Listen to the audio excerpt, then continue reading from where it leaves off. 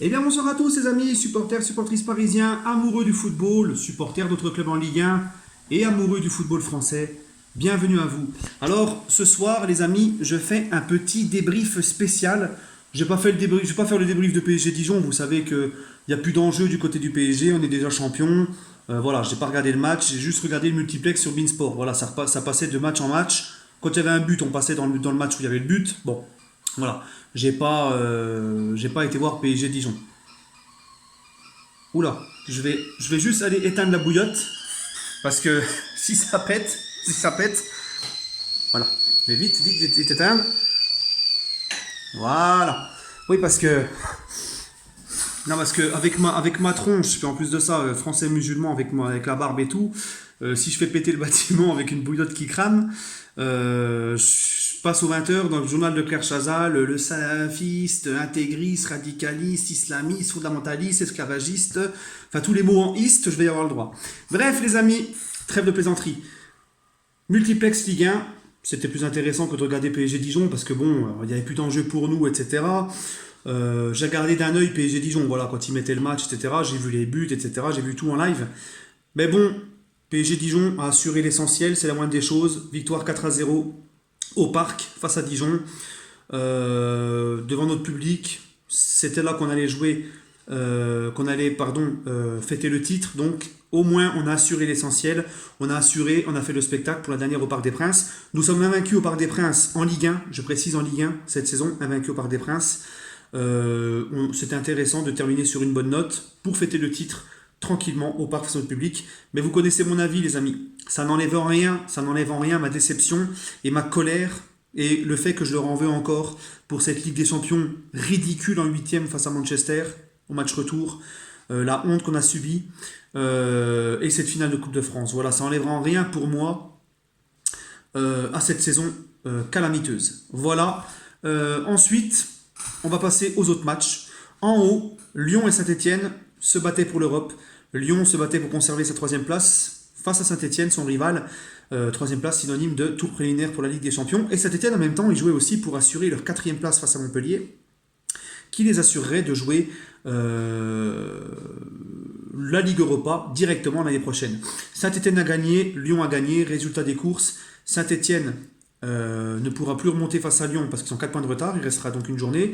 Donc Lyon est à 6 points de Lille qui a aussi gagné, 5-0 face à Angers.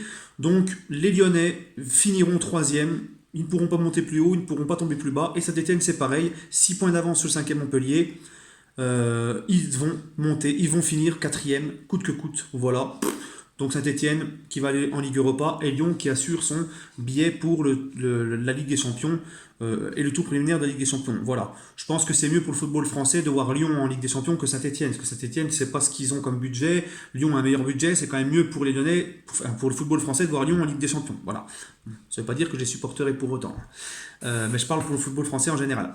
Et voir Saint-Etienne en Ligue Europa, bah, moi je suis content parce que c'est un très bon public, de très bons supporters, un club historique en Ligue 1. C'est très bien de les revoir en Ligue Europa, à condition qu'ils fassent une meilleure campagne que leur dernière campagne en Ligue Europa. Ensuite, dans la course au maintien, les gars, et ça c'est très important, Monaco a gagné face à Amiens 2-0. Monaco a quasiment assuré son maintien puisque Caen et Dijon ont perdu. Caen est 18e et barragiste avec 33 points. Dijon avant-dernier avec 31 points. Ouais, j'ai le classement sous les yeux là. Et Monaco 16e avec 36 points. Ils ont 3 points d'avance sur Caen. Mais Monaco a une différence de but de moins 17 et Caen de moins 24. Il y a 7 buts d'écart.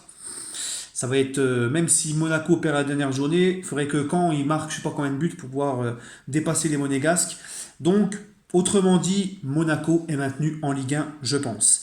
Et mon avis sur ça, c'est que c'est quand même aussi très bien pour le football français et pour la concurrence du Paris Saint-Germain.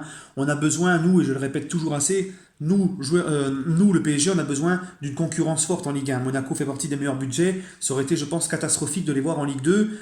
Et pour le bien de la Ligue 1 et sa concurrence, etc., ça aurait été quand même catastrophique. Maintenant, ça va se jouer entre Caen et Dijon et Amiens, la place barragiste. Amiens 17e, 35 points. Caen 18e, 33 points. 19e, Dijon, 31 points. Voilà, donc qui sera barragiste? Réponse à la 38e journée.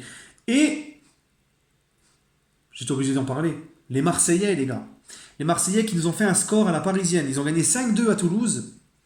alors qu'ils n'ont plus rien à jouer. Donc en fait, les Marseillais, ils prennent vraiment leurs supporters pour des cons. C'est dès qu'il n'y a plus rien à jouer, dès qu'ils sont sûrs de même plus aller en Europe, dès qu'il faut aller chercher l'Europe, ils se prennent des toises.